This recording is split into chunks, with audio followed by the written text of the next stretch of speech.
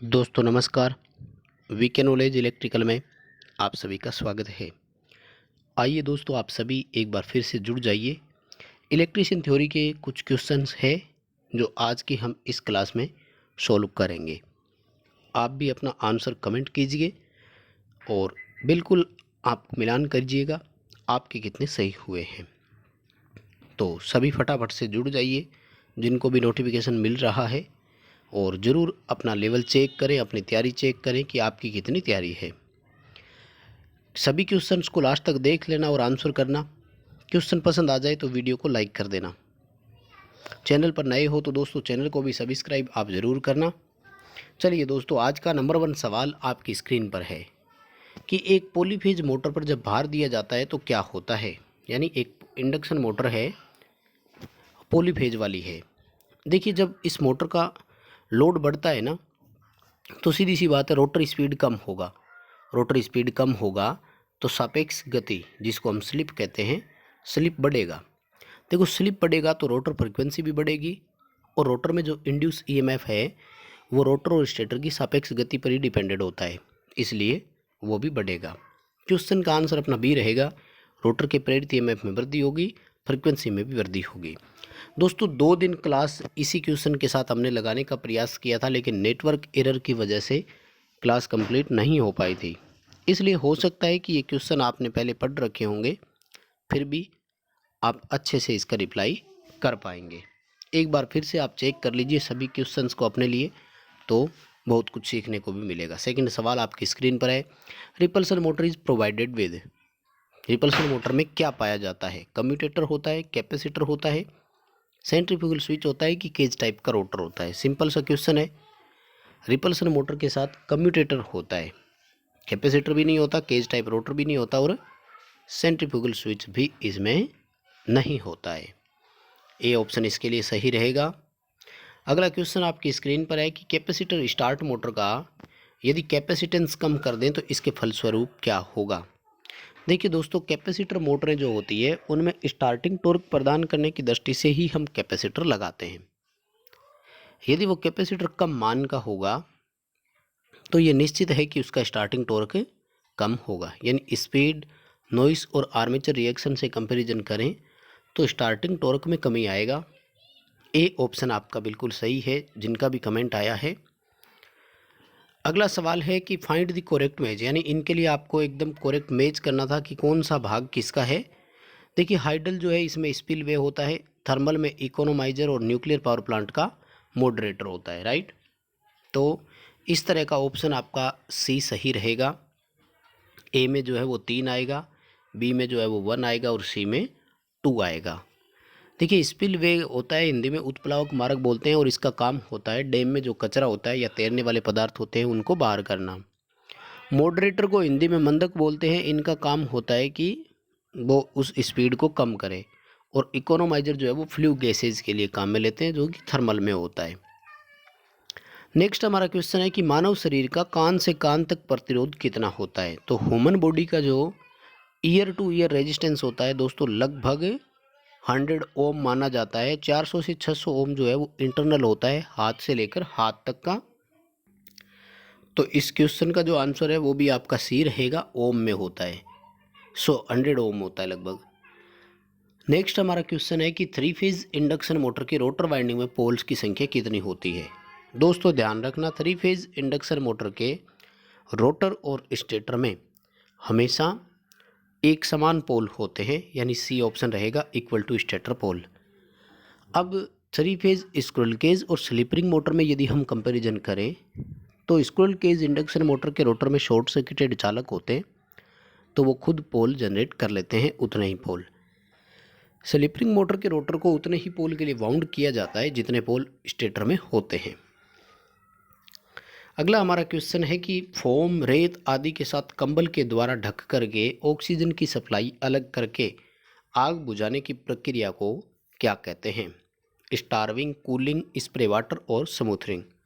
देखिए, स्टार्विंग तो होता है भूख से मर जाना, ठीक है, तो भूख तो उसमें कहाँ थी। कूलिंग होता है दोस्तों तब जब हम टेम्परेचर कम करने के लिए जैसे पानी वगैरह का छिड़काव करें। स्प्रे वाटर भी नहीं आएगा क्योंकि फोम है हमारे पास और रेत है, तो ये भी नहीं रहा। डी ऑप्शन के साथ हम जाएंगे, स्मूथरिंग बोलते हैं इसको। नेक्स्ट हमारा क्वेश्चन है ओम के नियम के लिए क्या कंडीशन है। तो ओम के नियम के लिए ये शर्त थी, क्या कहा था ओम ने, सबसे पहले तो सुनिएगा। ओम ने ये कहा था कि उत्पन्न विभवांतर प्रवाहित धारा के समानुपाती होता है, राइट। लेकिन ऐसा तब होता है, उन्होंने कहा था कि जब टेम्परेचर नियत रहे, यानी तापमान नियत होना बहुत ज़रूरी है। यदि टेम्परेचर में वेरिएशन आता है तो ओम का नियम का पालन नहीं हो पाएगा। तो डी ऑप्शन आपका बिल्कुल सबका सही आया है, कांस्टेंट टेम्परेचर होना ज़रूरी है। अगला क्वेश्चन इसमें पूछा गया कि कैपेसिटर रन मोटर का स्टार्टिंग टॉर्क लगभग कितना होता है। बताइए ज़रा, अपना अपना कमेंट कर दीजिए फटाफट से। फुल लोड टॉर्क का कितने प्रतिशत होता है। देखिए दोस्तों, दो कैपेसिटर इस मोटर में होते हैं, एक बड़ा कैपेसिटर, एक छोटा कैपेसिटर। जो छोटा कैपेसिटर होता है सामान्यतः पेपर टाइप होता है और लगभग 2.5 से 4 माइक्रोफेरेड का होता है, कुछ जगह 10 से 20 माइक्रोफेरेड का भी होता है, और ये रनिंग के समय भी लगा रहता है। बड़ा कैपेसिटर इलेक्ट्रोलाइटिक होता है, 100 से 120 माइक्रोफेरेड के आसपास होता है। इसका पर्पज़ केवल स्टार्टिंग है। इस मोटर में जो सेंट्रीफ्यूगल स्विच लगता है, उस स्विच का काम है कि इस बड़े कैपेसिटर को हटा देना। 75% स्पीड पर इस मोटर में केवल कैपेसिटर ही हटता है, बड़े मान वाला, स्टार्टिंग वाइंडिंग नहीं हटती, ध्यान रखें। और इस मोटर का जो टॉर्क है वो लगभग 300% फुल लोड टॉर्क का होता है। डी ऑप्शन के साथ हम इसमें जाएंगे, आप सभी का सही आंसर रहेगा डी। अगला हमारा क्वेश्चन है कि एक केबल का कोड AYFY है, इसकी धातु जो कोर है वो किस धातु की है। दोस्तों, केबल की कोडिंग के बारे में इसरो का पेपर मैंने आपको सोल्व करवाया था और ध्यान से आपने देखा हो तो बहुत अच्छी बात है। केबल की कोडिंग में 3 तरह के लेटर होंगे दोस्तों, जैसे YFY या फिर AYFY। दोस्तों, यदि ए के साथ स्टार्ट होता है कोड, तब तो ये श्योर है कि एल्यूमिनियम है ही। यदि कोड स्टार्ट बिना ए के होता है तो उसकी कोर कॉपर धातु की है, ये श्योर होता है। यानी यदि code started with A aluminium, और यदि ए के साथ स्टार्ट नहीं हो रहा है, बिना ए के है, तो फिर वो कोर कॉपर की होती है। ये दोनों आंसर फिक्स है।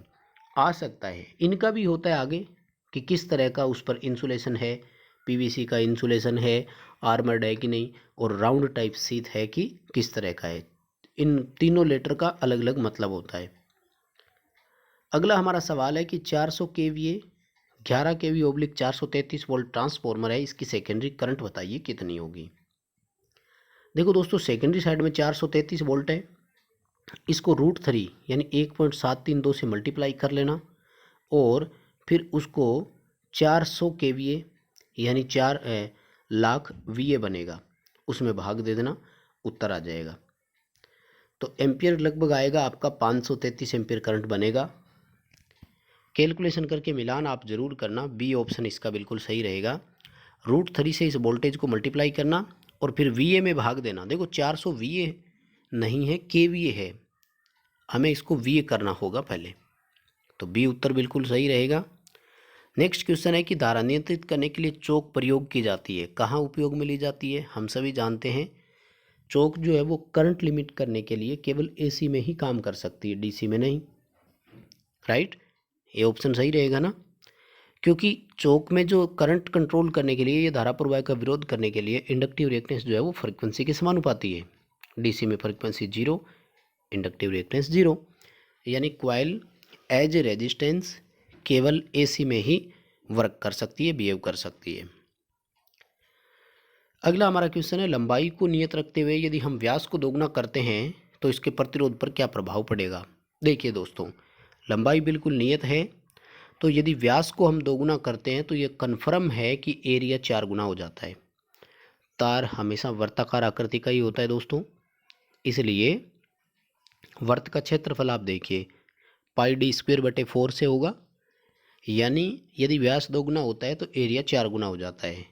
रेजिस्टेंस जो है वो इन्वर्सली प्रोपोर्शनल टू एरिया होता है, यानी जब एरिया 4 गुना हुआ तो रेजिस्टेंस 1/4 होगा, 1/4 होगा। बी उत्तर आप सभी का सही है, जिन्होंने भी कमेंट बी उत्तर कर रही है वो बिल्कुल सही उत्तर है। अगला सवाल है कि एक खोखले गोले के अंदर विभव कितना होता है, यानी होलो चार्ज स्फीयर है उसमें पोटेंशियल कितना होता है। तो जो खोखला गोला हो और वो भी आवेशित यदि हो तो उसकी सेम एज ऑन सरफेस, यानी सतह पर जितना पोटेंशियल है उतना ही उसके अंदर पोटेंशियल होता है।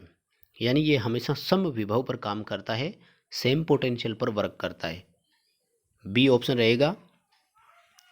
अगला क्वेश्चन है the colour of protective wire. दोस्तों इसमें दो ही ऑप्शन लिख पाया मैं, बाकी ऑप्शन मैंने लिखे नहीं। प्रोटेक्टिव वायर को हिंदी में संरक्षी वायर बोलते हैं। ध्यान से समझना, एक होता है अर्थ वाला तार, अर्थ वाला ग्रीन होता है, और प्रोटेक्टिव वायर जो होता है वो ग्रीन प्लस येलो होता है, यानी पीला और हरा इन दोनों का मिश्रण के साथ होता है साथियों। वो ए ऑप्शन इसका बिल्कुल आपका सही है। इसका मतलब होता है कि यदि किसी वजह से कोर में आर वाई बी तीनों फेज में से एक कोर यदि मान लीजिए ओपन हो गई या मिसबिहेव कर रही है ना, तो हम इस प्रोटेक्टिव वायर को एज ए कंडक्टर वहाँ पर यूज कर सकते हैं। ए ऑप्शन इसका सही रहेगा। बस दोस्तों यही थे आज के 15 क्वेश्चन। अपना स्कोर चेक ज़रूर करना, वीडियो लाइक ज़रूर कर देना। आज बीच में किसी को नहीं कहा है लाइक करने के लिए, सबसे लास्ट में बोल रहा हूँ, इसलिए क्वेश्चन पसंद आए तो ज़रूर लाइक कर देना। चैनल पर नए हो तो सब्सक्राइब ज़रूर कर लेना, बिना सब्सक्राइब किए नहीं जाना।